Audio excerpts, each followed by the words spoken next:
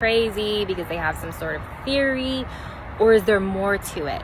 And I make these so that you guys can do your own research and look into it. I've just met, you're serving my food, and we thought this was a lot, but then there's this, and I don't know what's happening. Are you my twin, long lost? Yes. Are you half Thai, half Irish? I'm Still think we don't live in a simulation? Guess again.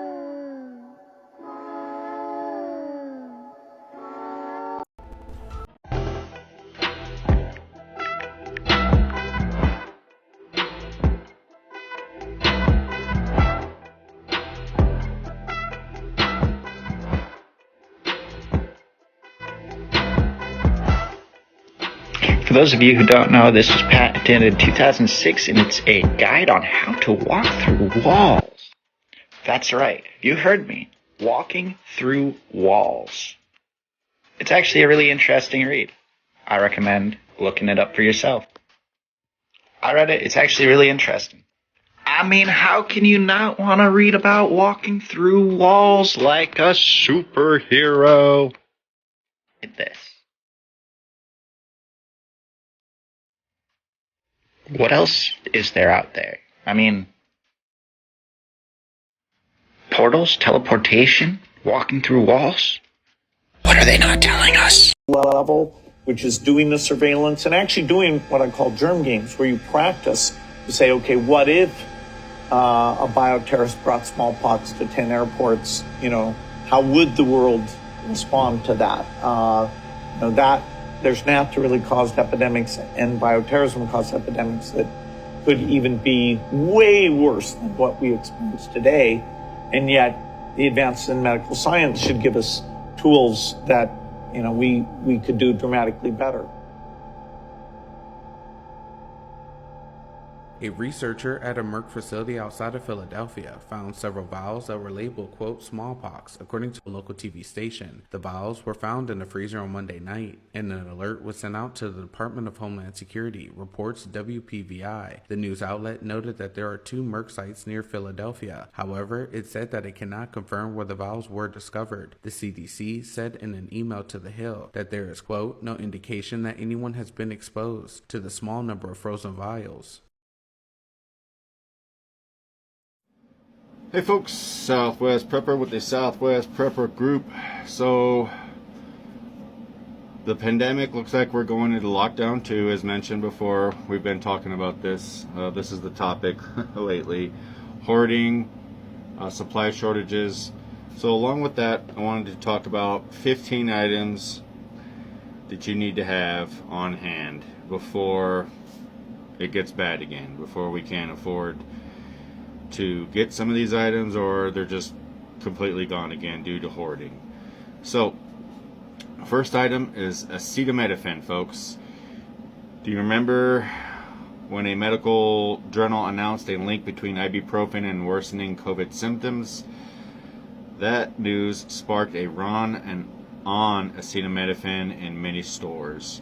So make sure you replenish your supply of pain relievers and other over-the-counter medications. Again, there is no need to buy a year's supply, just enough for a few weeks. If you have prescription medications, try to refill them now, folks.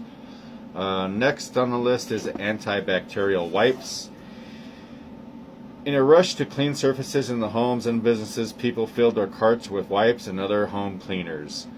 You don't need to hoard these items now, just buy enough for a few weeks, folks. If you prefer to make your own cleaning solutions, definitely check out some of my videos I did on vinegar, white baking soda, stuff like that. All natural ways to clean. Pull shock. That's another one. Next on the list is canned proteins, folks. You need to have a decent stockpile of canned food, canned proteins. Canned, I'd say at least 2 weeks, okay? Because with the pandemic and the hoarding, things went off the shelf fast and they took a while to replenish. So I'd say at least 2 weeks worth of supplies, at least. If you can do more, do more. Like I said, the canned proteins, canned tuna, for example, is surprisingly versatile. You can toss it into pasta, use it in a salad, make a sandwich. Crackers, cereal, the canned meats. The canned meats are going, folks. The roast beef and all that stuff like this stuff is going quick and it's going up in price. So another protein there that you might want to stock up on if you're not a tuna fan. Also the chicken and the pork. Crackers and cereal. These items last for a long time and store easily. Also, don't forget shelf-stable snacks such as chips, pretzels, or whatever your family prefers. Next on the My favorite part about going down these conspiracy rabbit holes is the overwhelming amount of evidence they stack up demonstrating that things are absolutely not the way they seem. This is where the evidence piles up and eventually you get to the point where you realize that the mainstream narrative is more likely to not be true than to be true. And then the doors of curiosity and speculation open. It's pretty easy to get the first half right and point out all the incongruent bullshit, but then filling in the actual details gets really tricky really quick because we don't have most of the information. It's being kept from us. There's plenty of truth hiding in plain sight, but you can't see it because the water is muddied with misinformation. So what do? First, I say we grow a pair, do some critical thinking, and come up with our own theories and explanations about what's happening in the world instead of just drinking the Kool-Aid that's being handed out. Second, I say we learn how to talk about our beliefs with people who believe differently than us. Open, positive, constructive communication is the answer. Without that, we're stuck in the mud. Share if you're into it, follow for more. This is an extremely disturbing case. So in August 2005, China Arnold of Ohio was having an argument over Paris's paternity with the dad. After they fought, she stuck her 28-day-old baby inside of this microwave for over 2 minutes with it running. She ended up dying when her temperature reached 108. The next day, the parents took her to the hospital, and China tried to say that she was intoxicated so she doesn't know how the child died. But that was bullshit. While she was in jail awaiting trial, she ended up having a romantic relationship with her cellmate, and she confessed to her how guilty she felt over the murder. So that lady ended up testifying against her, which caused China to get life in prison. It's honestly so messed up. China tried to get her other son to lie and say that the neighbor killed her baby, but that was proved to be BS, and now she'll rot in prison.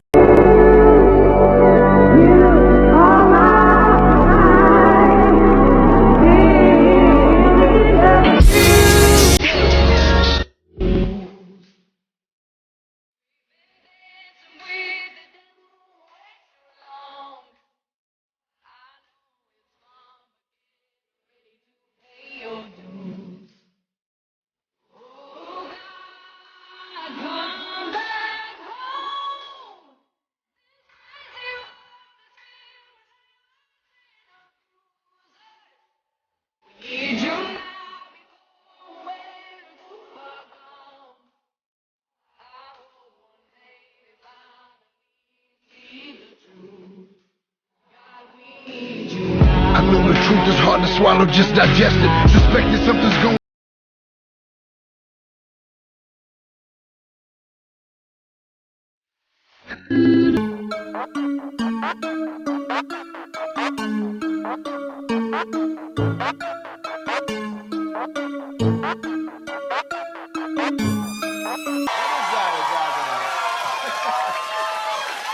Is that a gang sign? Have you, Oh, like you don't know what it is. You don't know what that is. I have no idea. Well, you don't know. Jimmy Fallon doesn't know. David Letterman doesn't know. We don't know. All the comics and show business don't know what this is. Right? Yeah. What is it? Come on, Jimmy. Seriously, the time is up. People are hip to this kind of stuff. I'm here tonight to blow the lid off it, to be the whistleblower. I'm sick and tired of the secrets and the lies. It is